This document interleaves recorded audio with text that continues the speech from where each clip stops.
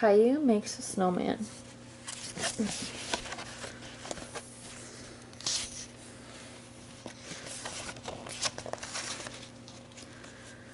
It had been snowing all morning and Caillou and Sarah were excited. The two friends laughed as they tried to catch snowflakes on their tongues. "I've got one!" shouted Caillou. "Me too!" cried Sarah. "Let's make a snowman," suggested Sarah. "A snowman, hooray!" Caillou exclaimed. But Caillou had never made a snowman before.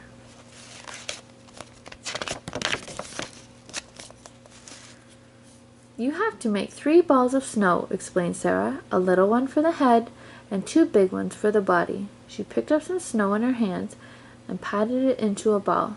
"You start making the head and I'll do the body," she suggested. Caillou watched Sarah carefully. She put her snowball down in the snow and started rolling it. The ball grew bigger and bigger, leaving a wide path behind her. That doesn't look too hard," thought Caillou. He made a little pile of snow and pushed on it with his hands. The pile grew bigger, but it didn't move. Caillou pushed the snow harder. Then he slipped and fell. When he stood up, his face was covered with snow. "Pfui, I'll never get it," he said.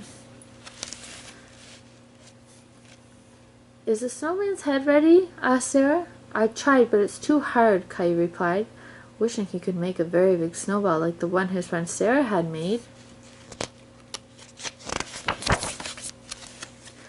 "Don't worry, I'll show you how. You'll see. We'll make the biggest snowman in the world." "The biggest snowman in the world?" Caillou asked. Sarah started to spin around. "No, the biggest snowman in the universe." And she threw herself down in the snow laughing. "First you have to make a very small snowball," Sarah explained. Caillou copied whatever Sarah did. But he pressed too hard, and the snowball fell apart in his hands. He tried again. This time he managed to make a perfect round snowball. "Look, Sarah, I did it!" Caillou was proud of himself. He looked down at his snowball and then over at Sarah. He had a mischievous idea. He threw the snowball at his friend. "Hey!" Sarah yelled. Then she threw a snowball back at Caillou. He ducked to avoid it. "Na na na na na," Caillou teased, sticking out his tongue. He wanted to keep throwing snowballs. "Stop it!" Sarah warned, but Caillou's snowball was already flying through the air and hit Sarah on the head.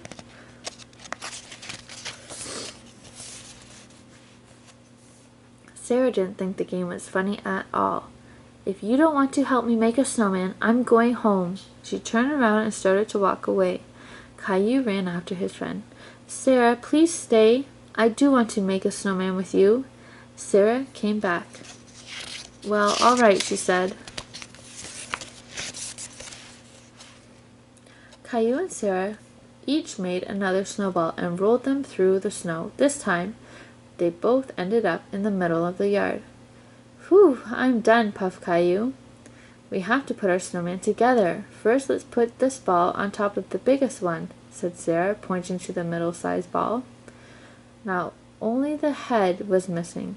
Caillou ran to get the snowball, and Sarah helped him place it on top of the other two.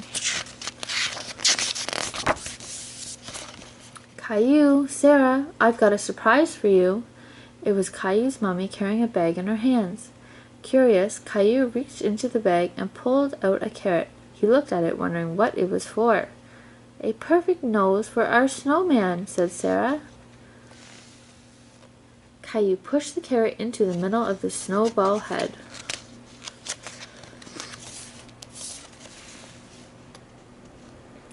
"Did you look really carefully in the bag?"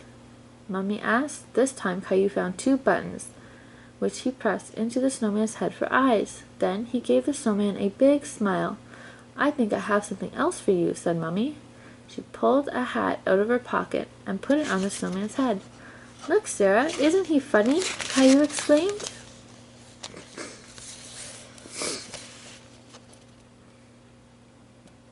"We need to give him a name," said Sarah. "Pom Pom," Caillou called out. "Perfect," agreed Sarah, clapping her hands in delight.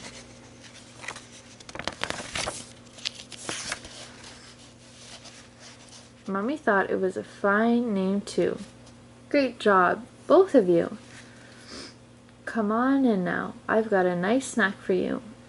She walked back to the house while Sarah followed. "Wait!" cried Caillou.